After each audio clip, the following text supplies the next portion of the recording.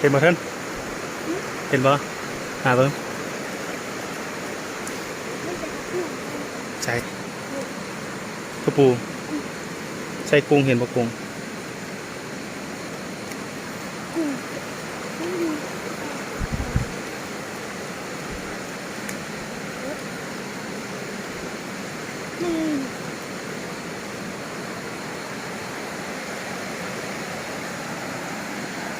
นี่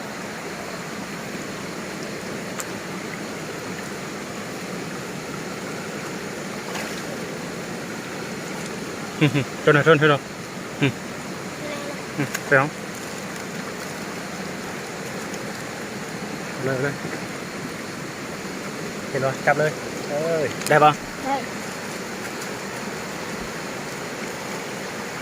โอ้จนนะเจ้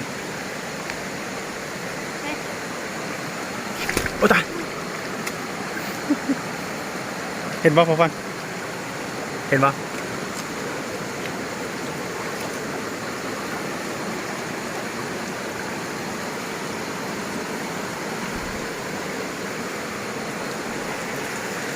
รอลงลมก็ได้รอลงลมมันอยู่ทางลมพุ่นแหละ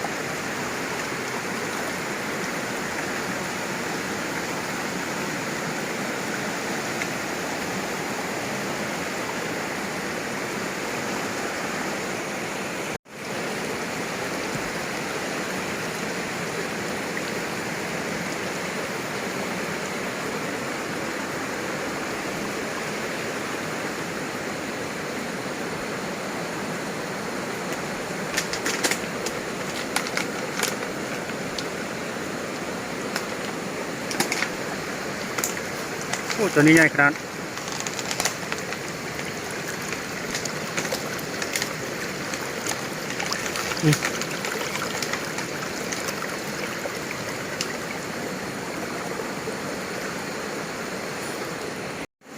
หลอกเก็บกุ้งมัน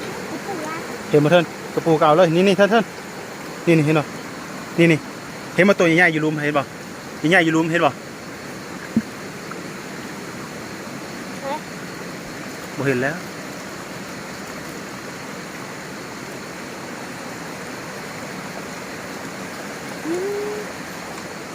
ใหญ่ป่ะ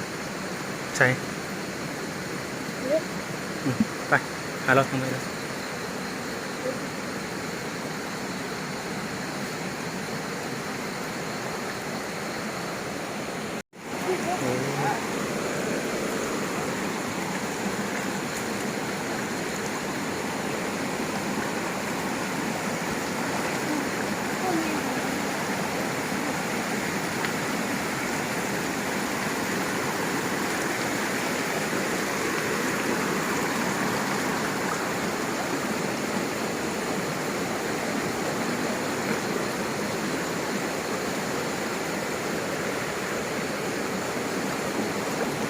กุ้งมีแต่กุ้ง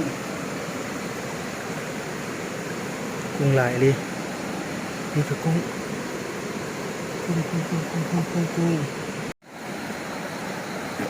เห็นอยู่ป่ะ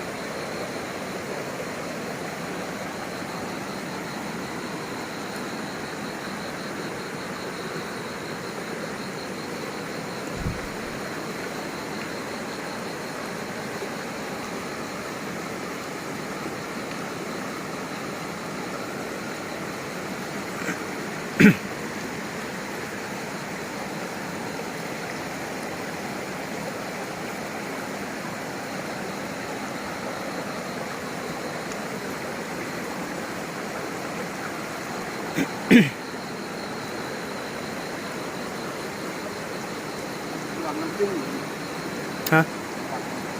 น้ำจึงพอบ่ได้อีก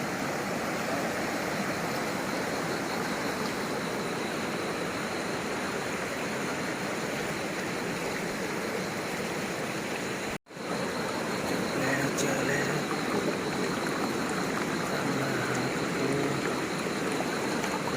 ตัวท่อนนี่กระปูเห็นป่ะนี่เด้นี่ประธานครับนี่โอ้ยเขาลืมหินพอเนาะ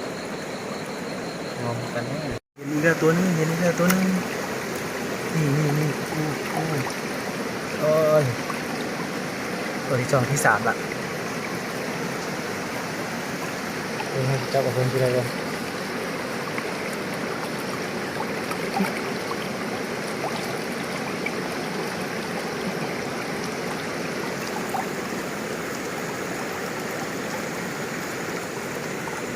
ตามล่าหากระปูหิน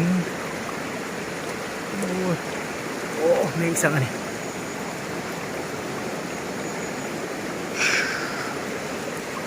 โอ้เห็นอีกแล้วตัวที่สองปุ๊บเห็นอีกแล้วเจ้าออกกันเลยปุ๊บได้อีกแล้วภารกิจของมันก็คือตามล่าหากระปูหินเนาะปุ๊บโอ้เห็นอีกแล้วตัวบางไงโอ้ตัวบางไงโอ้ตัวใหญ่แท้ไปแล้วพอกี่ชั้นนั้นปะโอ้นี่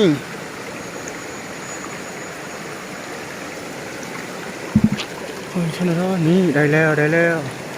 โอ้เห็นอีกแล้วกระปูหินเห็นอีกแล้วนี่เลยกระปูหินไปซ้ำเห็นอีกแล้วกระปูหินเห็นอีกแล้วนี่กระปูหินเราจะจับออกไปเลย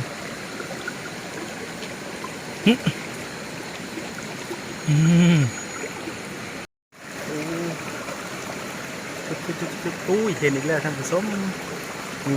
ตัวที่เท่าไหร่แล้วโอ้โหก่อนตัวที่พิซซ่าแล้วปุ๊บ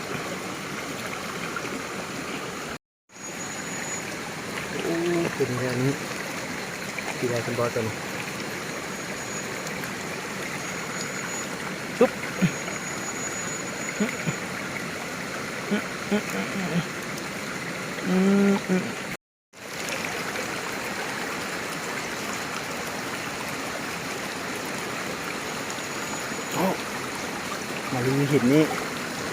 มาลีอยู่หินนี่บ่นี่กระสีมาลีนี่บ่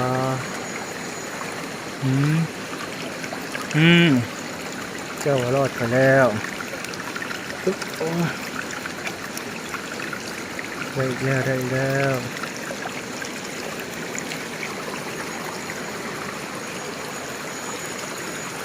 ต่อไปอีกเอา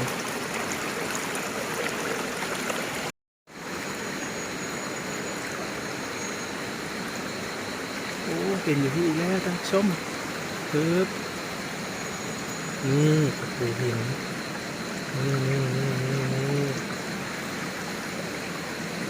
นี่กัดมือโอ้ยจ่อโอ้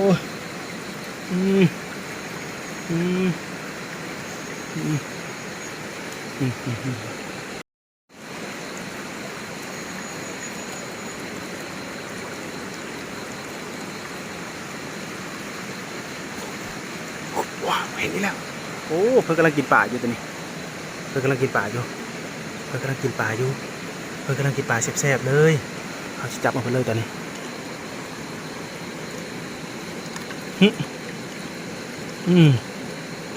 ไปแล้ว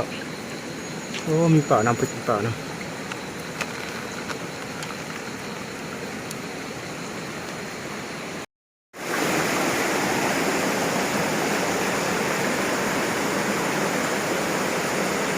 เห็นอีกแล้วตัวนึง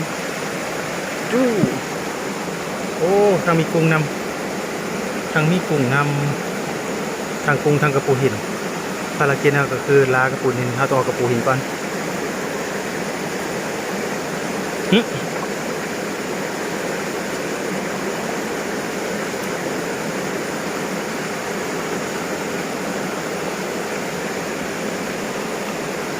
โอ้กุ้งก็มี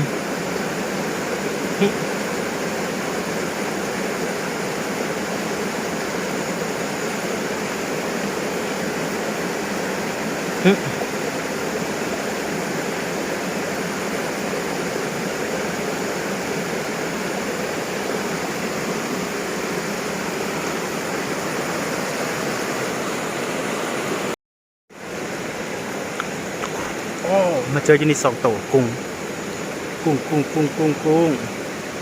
ใช่นี่กุ้งก็จะจับมาไปเลย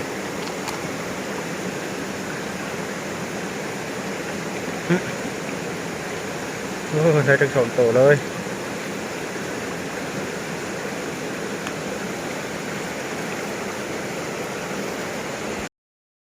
ตอนนี้เขากำลังหากุ้งอยู่หากระปูหินโอ้เขาไปเห็นนี่อย่างนี้เขียดตะปาดหักเอาเลยไผ่เรือเอาเลย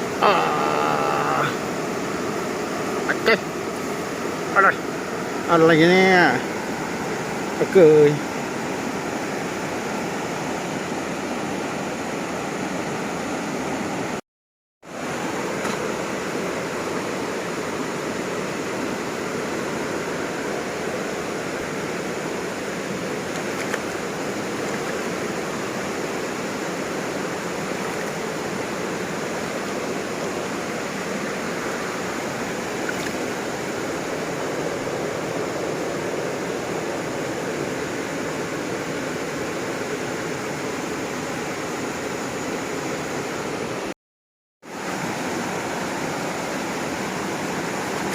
โอ้เขาเห็นอีกแล้วกระปู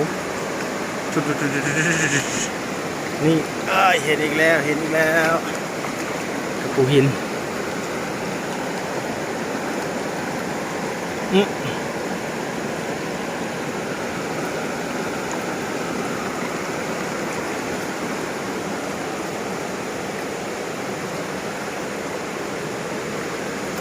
โอ้ตัวใหญ่แท้นี่ผมก็นี่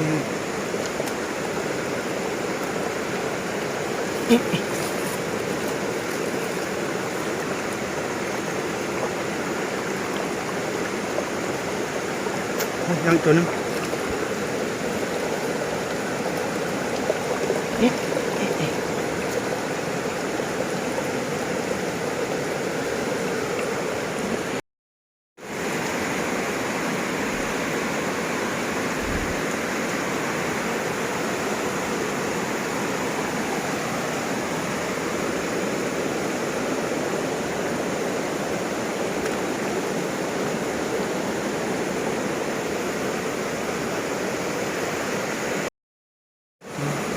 โอ้มันนี่เห็นกุ้งกุ้งตัวที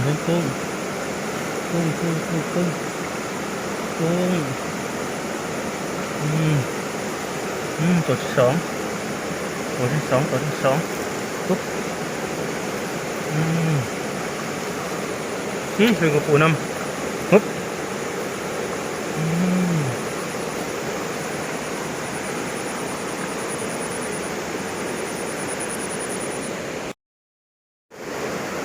ทั้งกุ้งทั้งป่าได้เจอกันได้